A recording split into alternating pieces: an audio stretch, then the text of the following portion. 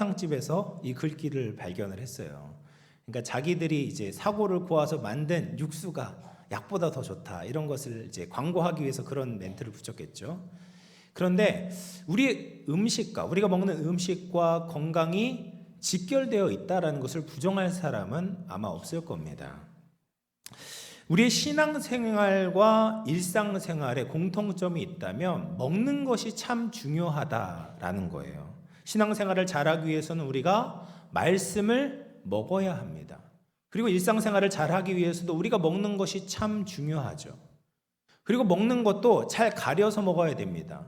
이단의 그런 사상이나 이런 것들이 들어간 독이 들어있는 영적 양식을 먹으면 그 영혼이 피폐해지고 병이 들어버려요. 그리고 우리가 일상생활을 잘하기 위해서도 음식을 가려 먹어야 건강해질 수 있습니다. 또 하늘 양식도 함께 먹는 사람이 있고요. 그리고 맛있는 음식도 누구와 함께 먹느냐가 그 식사의 질을 결정한다라고 볼 수 있겠죠. 그래서 오늘은 우리에게 풍성한 밥상을 베풀어 주신 목자에 대해서 여러분들과 함께 은혜를 나누고자 합니다. 지난주에 말씀을 드린 게 이제 여름이 되면 신실한 목자는 양떼들을 데리고 고산으로, 산지로 올라가게 된다. 근데 그때 반드시 지나가야 되는 것이 무엇입니까? 사망의 음침한 골짜기를 지나가게 된다. 양 혼자 있다면 두려워하겠지만 양과 늘 목자가 함께 계시기 때문에, 그리고 그 목자는 양을 인도하는 지팡이와 보호하는 막대기를 가지고 계시기 때문에 양은 두려워하지 않고 평안하고 안전하게 그 사망의 음침한 골짜기를 통과할 수 있다라고 말씀을 드렸습니다. 그렇게 해서 고원에 올라가면 그곳에는 양들을 위한 식탁이 마련되어 있는 거예요. 그래서 재밌는 것은 이제 스페인어로 식탁이라는 말이 메사라고 부른다고 해요. 메사. 그런데 유럽 남부 지방의 많은 고원들을 메사라고 부른다는 겁니다. 실제로 이제 산을 메사라고 부른대요. 어쨌든 이 팔레스타인 목자들도 양떼를 위한 좋은 밥상을 마련하기 위해서 많은 노력을 기울이는 겁니다. 양떼가 도착하기 전에 미리 답사를 해서 그 고원의 이 초장들을 잘 관리를 하는 거예요. 양을 해칠 만한 독초는 없는지, 양이 잘 먹을 수 있는지, 또 양이 마실 만한 물 웅덩이의 상태는 어떤지 돌아보면서 잘 관리를 하는 겁니다.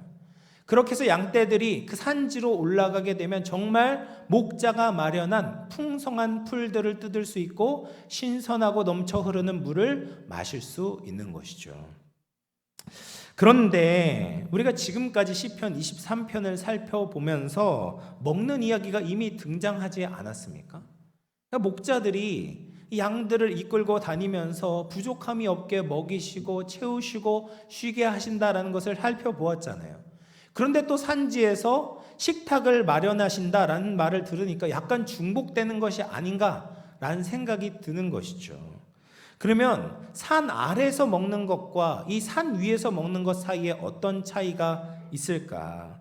높은 곳에서 목자와 식탁을 나누는 것과 또 머리에 기름을 붓는 것, 이런 것들의 더 깊은 의미를 우리가 좀 살펴볼 필요가 있습니다. 우리나라에서도 밥을 같이 먹는 것은 굉장히 중요한 의미가 있잖아요. 그래서 가족을 식구라고 부르지 않습니까? 그러니까 밥을 같이 먹는 사람들이 가족이 되는 거예요. 그리고 밥을 한 끼라도 좀 같이 먹어야지 이 사람하고 좀 관계가 있다, 친하다라고 말할 수 있지, 밥 한 끼도 같이 안 먹었는데 이 사람을 안다라고 말할 수는 없을 것입니다. 그런데 고대 근동에서 이 밥을 같이 먹는다는 것은 훨씬 더 까다로웠어요.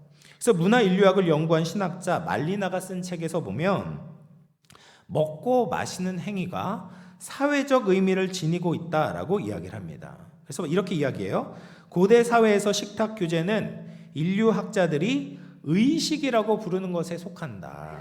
그래서 이 의식은 공동체 안에서의 역할과 지위를 확실히 보여준다라고 말합니다. 쉽게 풀어서 이야기를 하자면 식탁 규제는 그냥 먹는 것이 아니라 하나의 의식이다라는 거예요. 우리가 같이 먹는 건 뭐냐? 너랑 나랑 사회적인 지위와 역할이 거의 비슷하다라는 것을 보여주는 의식이다라는 거예요. 우리가 같이 식탁을 나누는 것은 우리가 같은 생각과 사상을 공유하고 있다는 것을 보여주는 의식이다라는 말입니다.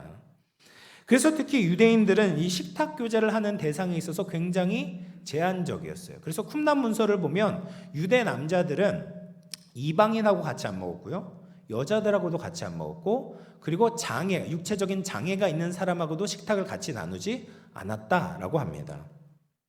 유대인들은 자신과 비슷한 사회적, 경제적인 수준을 가진 사람들, 또 하나님 앞에서 볼 때 비슷하게 정결한 사람들과만 먹으려고 했던 거예요. 그래서 바리새인과 서기관들이 예수님에게 가지고 있었던 가장 큰 불만 중에 하나가 무엇입니까? 바로 예수님이 세리와 죄인들과 함께 먹고 마신다라는 거예요. 이 죄인들은 누가 봐도 그냥 분명한 죄인이거든요. 유대 사회에서 인정받지 못하는 저급한 사람들입니다. 그런데 이들이 볼 때 예수님은 저들과 급이 다른 거예요. 예수님은 하나님의 말씀에도 정통하시고 능력도 많으시고 선하시고 좋은 분 같거든요. 그런데 지금 저들과 함께 먹고 마시게 된다면 저들과 급이 같아지게 되는 것 아니냐. 그러면 더 이상 우리와 교제할 수 없다라고 선을 긋고 있는 겁니다. 그런데 예수님께서는 그 이야기를 들으셨음에도 불구하고 아랑곳하지 않고 꿋꿋하게 죄인들과 함께 먹고 마시셨습니다. 왜요? 유대인들의 관점에 따르면 예수님과 함께 식사를 나눌 수 있는 사람은 아무도 없기 때문입니다. 예수님은 죄가 없으시고 거룩하고 존귀하신 분이십니다. 예수님과 비슷한 사람은 이 세상에 아무도 없습니다. 누가 예수님과 함께 겸상을 할 수가 있겠어요? 우리는 예수님을 마주 볼 수도 없는 미천하고 부족한 존재들입니다. 근데 예수님께서는 우리를 예수님의 식탁으로 초대해 주시고 계시는 거예요. 이것 자체가 은혜다라는 거죠. 그러면 예수님께서 어떻게 우리를 식탁으로 초대하시는가? 그 비밀이 기름을 내 머리에 바르셨다라는 행동 안에 담겨져 있습니다.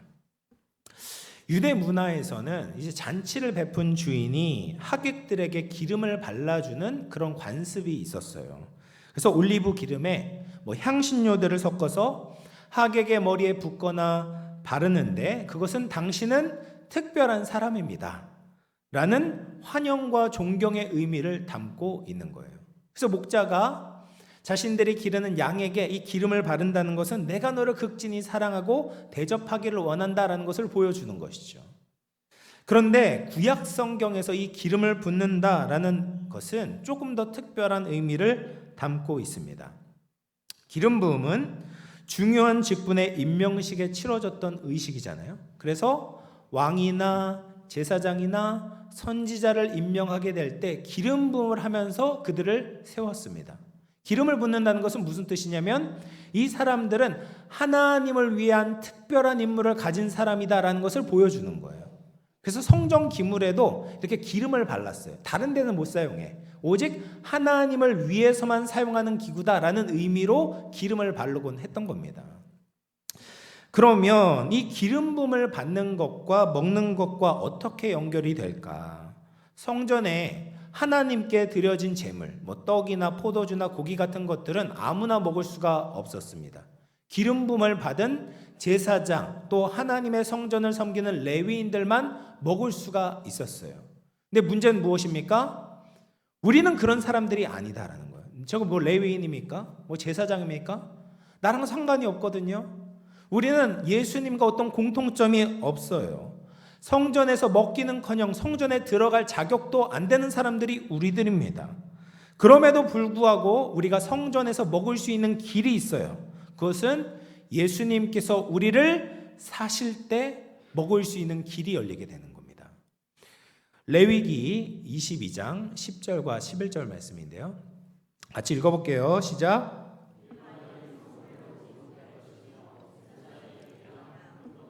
성물을 먹지 못할 것이니라. 그러나 제사장이 그의 돈으로 어떤 사람을 샀으면 그는 그것을 먹을 것이며 그의 집에서 출생한 자도 그렇게 하여 그들이 제사장의 음식을 먹을 것이며.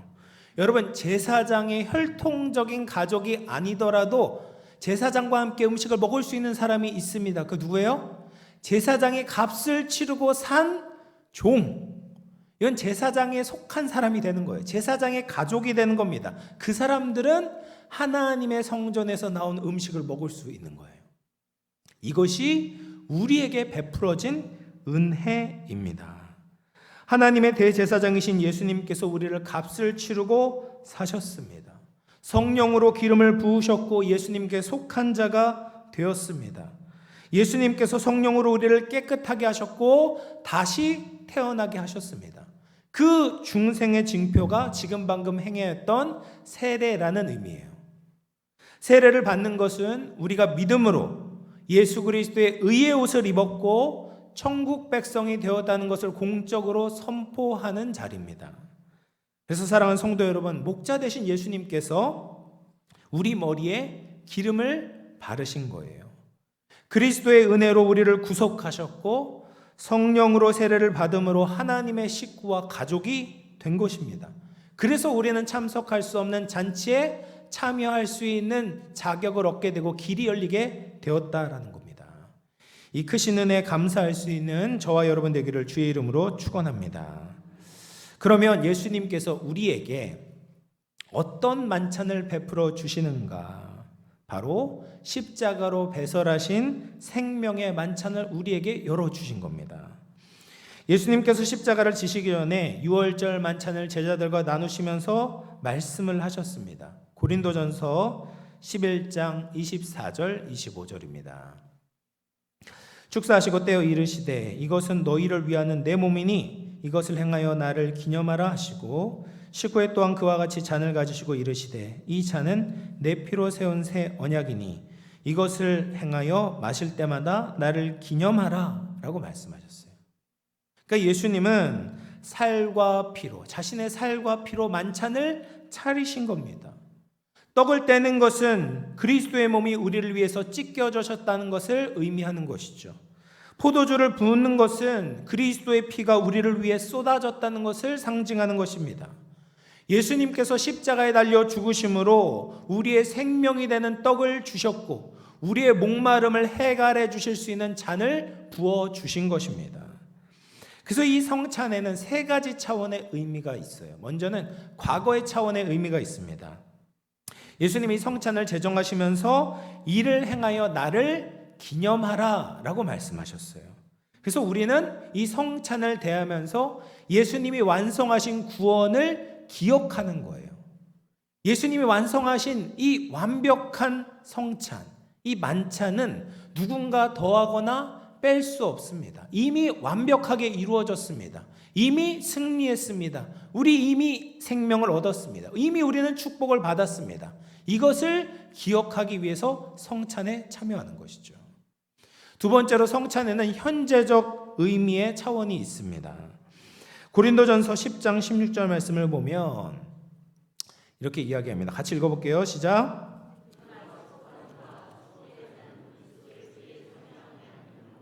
우리가 떼는 떡은 그리스도의 몸에 참여함이 아니냐.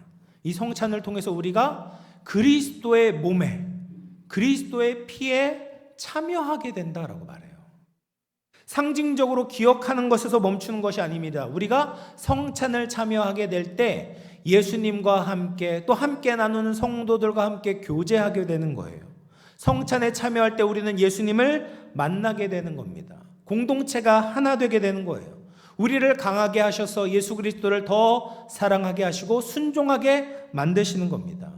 이것이 성찬 안에 담겨져 있는 현재적 차원의 혜택입니다. 그리고 마지막으로 미래적 차원의 의미가 있습니다.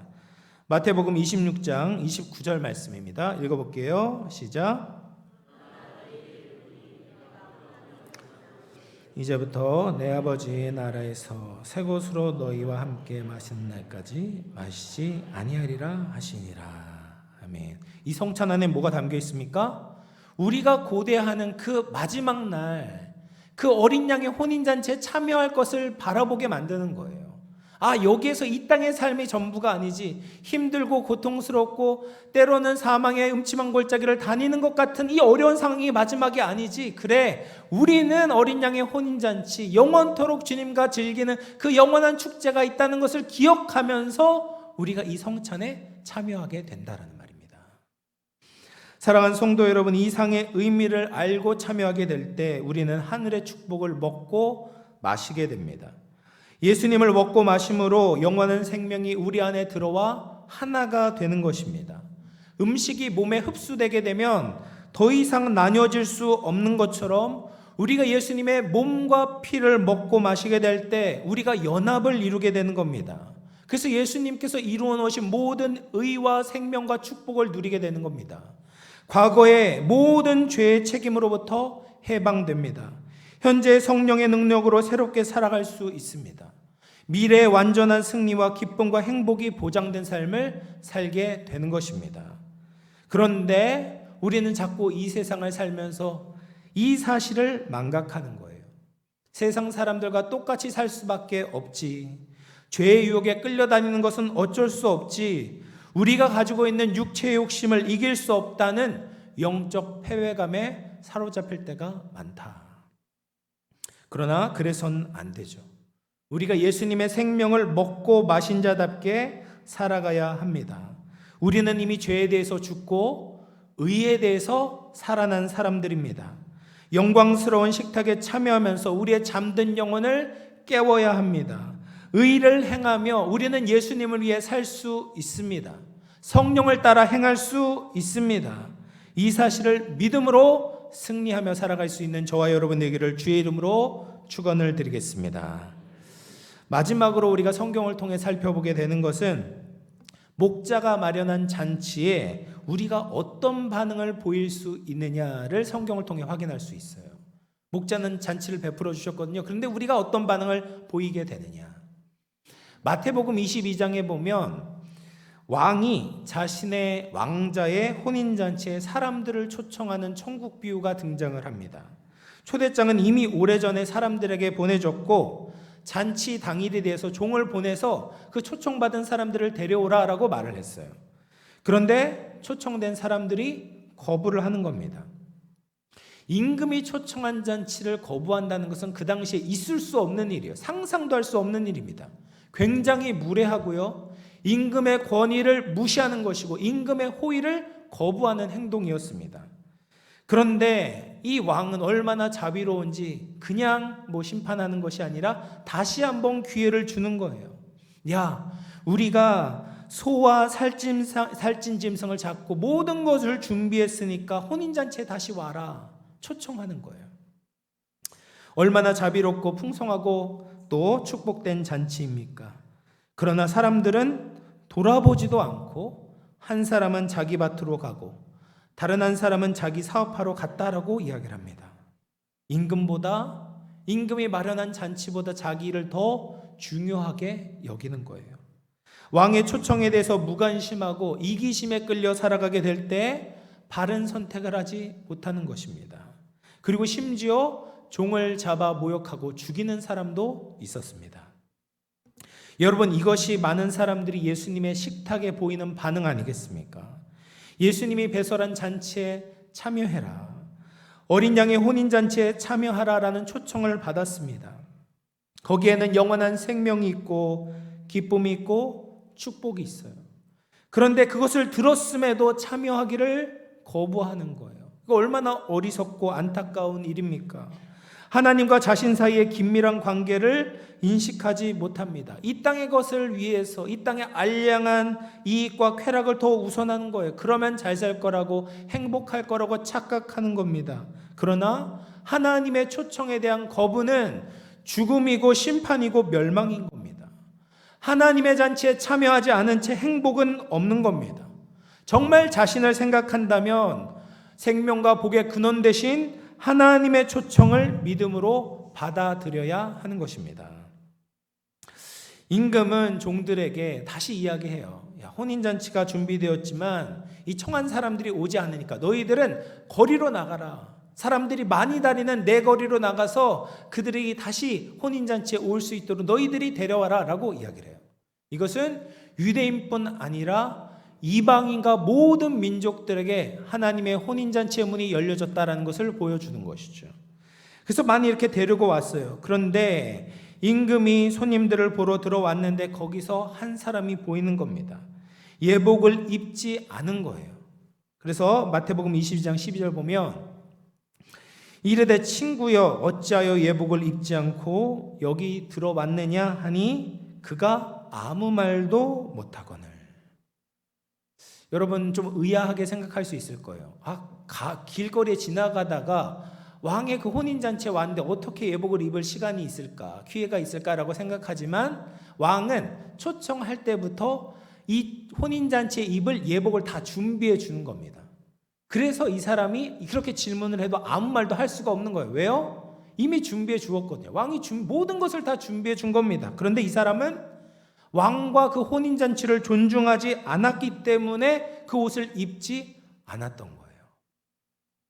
사랑하는 성도 여러분, 우리도 혼인잔치의 청함을 받았을 때 갖추어야 하는 것이 있습니다. 예수님의 은혜에 대한 존중함, 감사함, 그리고 예수님을 믿음으로 사는 그 믿음의 열매를 우리가 갖추고 있어야 되는 겁니다. 이 잔치가 우리 모두에게 열려 있다고 해서 가볍게 여겨서는 안 된 거예요. 내가 노력한 것이 없고 자격이 없고 조건 없이 구원을 받았다고 해서 이 잔치에 들어가는 것을 너무 쉽게 생각해서는 안 되는 겁니다. 그 은혜가 얼마나 무겁고 크고 놀라운지 깨닫고 하나님을 위해 살아가는 진중한 삶의 태도와 모습이 필요한 것입니다. 그런 변화가 없다면 그 사람은 참된 믿음의 사람이라고 볼 수 없는 것입니다.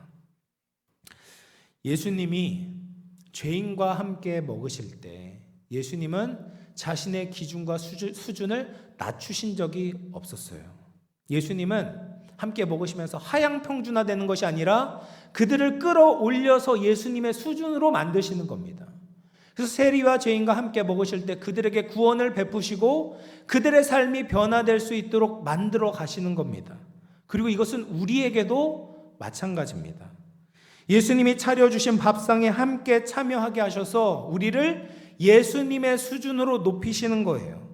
우리의 마음과 중심을 정결하게 하시고 우리의 삶을 예수님의 뜻대로 바꾸기를 원하시는 겁니다.